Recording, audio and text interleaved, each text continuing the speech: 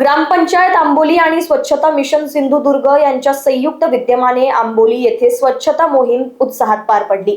या मोहिमेत जिल्हाधिकारी तृप्ती धोडमिसे यांनी प्रत्यक्ष सहभागी होत नागरिकांना स्वच्छतेचा संदेश दिला।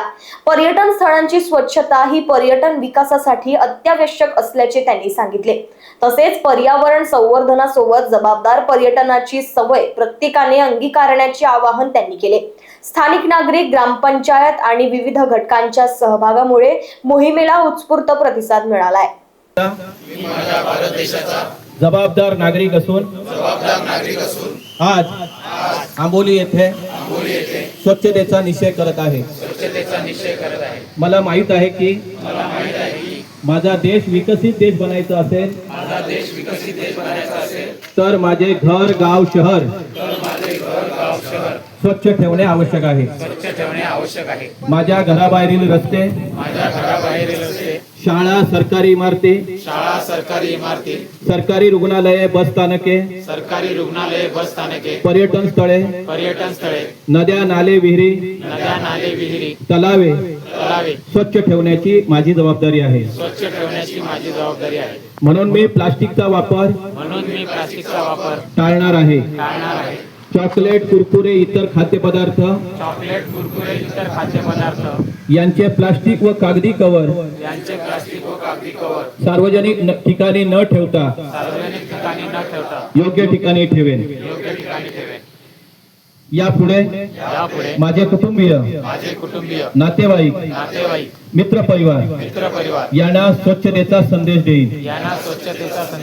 त्यामुळे यापुढे घराबरोबरच माझे गाव, पर्यटन स्थळ, शहर आणि सार्वजनिक ठिकाणे स्वच्छ ठेवण्याचा निश्चय मी करत आहे।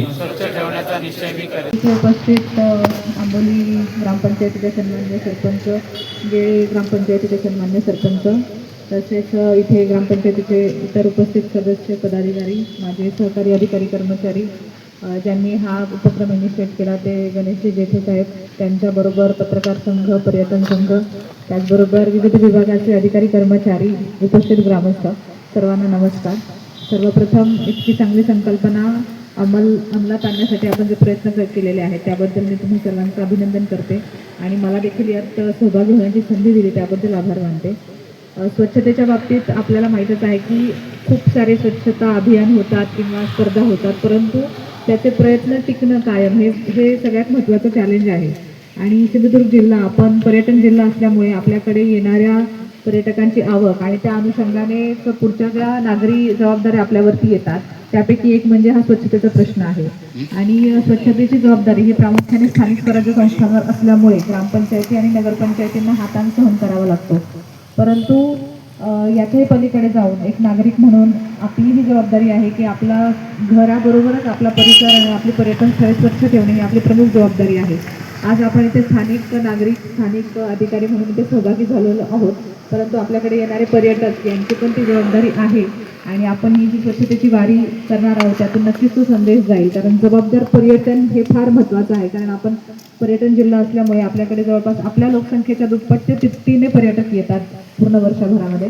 आणि पर्यटनाच्या बरोबरच जे प्रश्न उद्भवतात की स्वच्छतेचे असतील किंवा कायदा सुव्यवस्थेचे असतील, सुरक्षिततेचे असतील, तर हे प्रश्न देखील आपल्याला या प्रश्नांना देखील सामोरं जावं लागतं। त्यामुळे जबाबदार पर्यटन, रिस्पॉन्सिबल टुरिझम ही खूप महत्त्वाची संकल्पना येणं अपेक्षित आहे। त्याचीही सुरुवात आपण करूयात या अनुषंगाने, कारण आज आपण इथे ही स्वच्छतेची वारी करत असताना आपल्याला अनेक पर्यटक देखील आधीमध्ये भेटतील असतात, त्यांना देखील आपण तो संदेश देऊया की एक तुमचं आपल्या जिल्ह्यात स्वागत आहे, परंतु तुम्ही देखील जबाबदारीने इथे थोडंसं आमच्याबरोबर ते सहकार्य करावं असं देखील आपण त्यांना आवाहन करू शकतो आणि ती देखील संकल्पना या निमित्ताने आपण सुरू करू शकतो असं मला वाटतं। स्वच्छतेचा हा जो आज आपण उपक्रम घेत आहोत तो नक्कीच कौतुकास्पद आहे, परंतु त्याच्यामध्ये शाश्वत हे वारंवार होत राहणं आवश्यक आहे। पुढची पिढी याच्यामध्ये येणं अपेक्षित आहे। जसं तहसीलदार साहेब म्हटले की याच्यामध्ये पुढचं जे आहे प्रोसेसिंग युनिट्स असणं आणि त्याला एक शिस्त लावून देणं हे पण अपेक्षित आहे।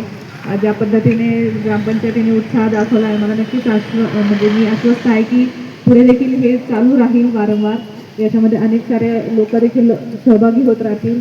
त्याचप्रमाणे ह्या कचऱ्याचं जे प्रोसेसिंग असेल किंवा त्याची जी विल्हेवाट आहे त्याचं देखील एक शाश्वत आणि वैज्ञानिक पद्धतीने त्या गोष्टी होतील याची मला नक्कीच खात्री आहे. त्यासाठी जिल्हा प्रशासन म्हणून आम्ही कायम तुमच्यासोबत आहोत आणि तुम्ही एक चांगला धडा पूर्ण जिल्ह्याला राज्याला घालून देत आहात असं नक्कीच इथं नमूद करावं वाटेल. पुन्हा एकदा आपल्या या प्रयत्नासाठी मी तुम्हाला खूप खूप शुभेच्छा देते. धन्यवाद.